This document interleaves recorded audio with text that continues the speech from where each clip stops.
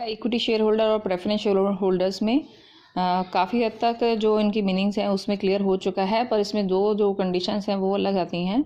First one is कि जो हमारा इक्विटी शेयर होल्डर का जो भी मैंने बताया था उसमें था इक्विटी शेयर होल्डर को कंपनी की सभा में वोट डालने का अधिकार होता है और वे कंपनी के कार्य को भी नियंत्रित करते हैं।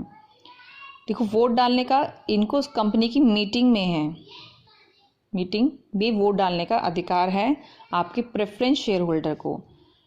इन्हें मीटिंग में वोट डालने का अधिकार नहीं होता जो आपके share holder equity share holder हैं। दूसरी तरफ इन्हें कंपनी के प्रबंध में अधिकार भाग लेने का भी अधिकार नहीं होता। यानी कि जो आपके प्रेफरेंस शेयर होल्डर हैं ये सिर्फ मीटिंग में ही वोट कर सकते हैं, अदरवाइज ये कंपनी की जो जनरल बोर्ड ऑफ डायरेक्टर की मीटिंग्स होती हैं उसमें वोट नहीं डालेंगे। मैनेजमेंट में भी कोई पार्टिसिपेट नहीं कर सकते, जबकि इक्विटी शेयर होल्डर को अपने मैनेजमेंट में पूरा ही भाग लेने का अधिकार होता है। फिर उसके बाद आ जाती है शेयर कैपिटल। बैलेंस शीट में आपकी जो शेयर कैपिटल दे रखी होती है जनरली इसी फॉर्मेट में दी होती है। ऑथराइज्ड है, इशूड है, सब्सक्राइब्ड है, कॉल्ड अप है, पेड अप है या रिजर्व कैपिटल है। फर्स्ट आ जाता है आपका ऑथराइज्ड, रजिस्टर्ड और नॉमिनल कैपिटल। जनरली आपने कई बार देखा होगा ये कॉलम हमेशा खाली पड़ा रहता है, कभी भी आपने उसमें कोई अमाउंट फिलअप होती नहीं देखी है।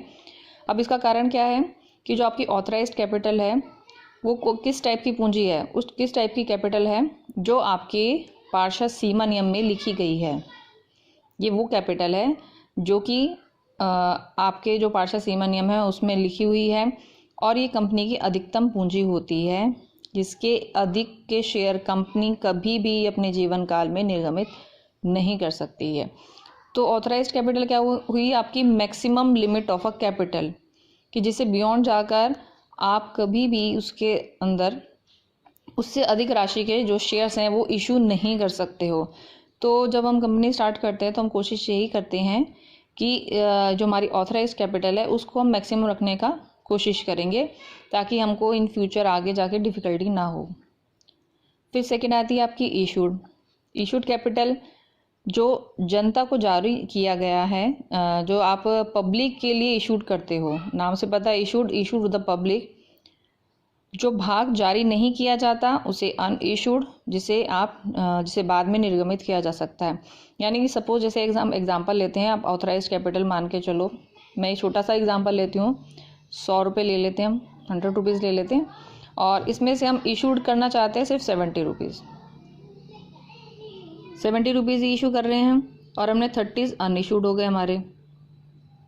यानी कि हमने 70 रुपीज़ तक हमारी मैक्सिमम हमारी जो ऑथराइज कैपिटल थी वो 100 रुपये है, हमने 70 रुपये के शेयर्स के हिसाब से शेयर्स इशू कर दिए हैं और 30 रुपये भी बचा के रख लिए हैं, जिसको हम कभी कभी ज़रूरत पड़ेगी तो ही इशू करेंगे, अदरवाइज़ हम 70 रुपये वाले से ही काम चलाएंगे।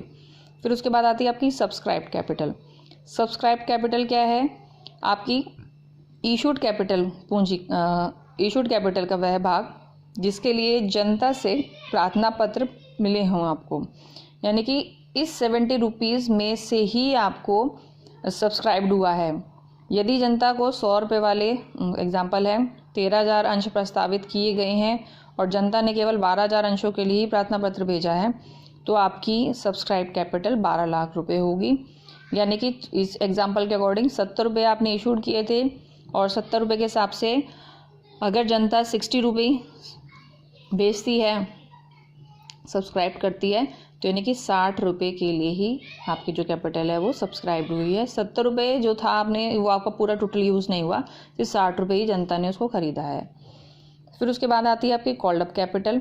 कॉल्ड अप कैपिटल जो आपके जो डायरेक्टर हैं, संचालक हैं, अंश के अंकित मूल्य को धीरे धीरे किश्तों में अंशधारियों से मंगाया जाता है। Called up capital as a नाम से पता लग रहा है, कॉल कैपिटल के लिए हम कॉल कर रहे हैं, क्योंकि हम ये भी मान के चलते हैं कि कोई भी इंसान एक साथ इतनी बड़ी अमाउंट नहीं दे सकता, तो उसको छोटे छोटे इंस्टॉलमेंट में किश्तों में बांट दिया जाता है। जैसे इसमें एग्जांपल दे रखा है 100 रुपये वाले, वही सेम एग्जांपल 12,000 शेयर्स पर संचालक 60 रुपये प्रति अंश मंगाते हैं और जो आपकी कॉल्ड अप कैपिटल है वो 7,20,000 रुपये होगी और शेष 40 के लिए प्रति अंश को अनकॉल्ड कैपिटल कहा जाएगा। यानी जितने आपने मंगाए हैं उतने ही आप उसको कॉल्ड अप कैपिटल का नाम से एंट्री करोगे और जो रह गए हैं उसको अनकॉल्ड कैपिटल। फिर आती है आपकी paid up capital. Paid up capital आपकी कैपिटल का वह भाग जो प्राप्त हो जाए, चुकता पूंजी कहलाता है, यानी पेड अप। पेड कर दिया है, कॉल तो किया था पर कॉल में से कितना लोगों ने पे किया है, दैट इज़ इम्पॉर्टेंट, वो आपका पास अब एक्चुअल में आ चुकी है कैपिटल। मांगी गई पूंजी और चुकता पूंजी की राशि बराबर हो सकती है। कॉल्ड अप और पेड अप बराबर हो सकती हैं सिवाय इसके कि कुछ अंशधारी मांगी गई राशि ना चुकाएं। हो सकता है कुछ लोग जो कॉल्स है वो नहीं देते हैं, पर एक सिमिलर हो सकती हैं कुछ पर्टिकुलर केसेस में, पर हम जनरली मान के चलते हैं जैसे हमारे डेटर क्रिएट हो जाते हैं, कुछ लोग जिनको हमने उधार माल बेचा है वो भी हमारे बैड डेट्स हो जाते हैं, तो हम ये मान के चलते हैं कुछ अंशधारी ऐसे ही होंगे जो कॉल्स नहीं देंगे। तो जो जितनी अमाउंट पर ना चुकाई गई राशि कॉल्स इन एरियर कहलाएगी। जिन्होंने नहीं दिया है पैसा वो एरियर हो गया। यदि एक अंशधारी ने जिसके पास 100 अंश हैं 30 रुपये प्रति अंश नहीं चुकाया तो 3000 आपकी कॉल्स इन एरियर कहलाएगी, यानी जितना आप पेमेंट नहीं हुआ है वो हमारी कॉल्स इन एरियर है। और मांगी गई पूंजी में से अदत्त याचना को राशि घटाने से आपकी चुकता पूंजी यानी कि पेड अप कैपिटल बच जाएगी। फिर लास्ट आता है आपका रिजर्व कैपिटल।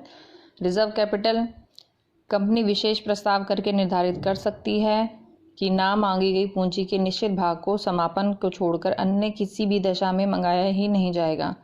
रिजर्व कैपिटल वो कैपिटल है कि कंपनी एक विशेष प्रस्ताव पारित करेगी और ये निर्धारित करेगी कि जो ना मांगी गई पूंजी के किसी निश्चित भाग को, ना मांगी गई पूंजी कौन सी है, समापन को छोड़कर या अन्य किसी भी दशा में मंगाया नहीं जाएगा, यानी जो नहीं मंगाई गई है उसको अब मंगाना भी नहीं है हमको। और ना मांगी गई पूंजी के किसी ऐसे भाग को आपकी संचित पूंजी यानी कि रिजर्व कैपिटल कहते हैं। और इसका यह केवल कंपनी के समापन के समय लेनदारों के लिए ही उपलब्ध रहेगी, यानी जो बच जाएगा उसमें से आप लेनदारों को लिए ही उसको अवेलेबल कराओगे।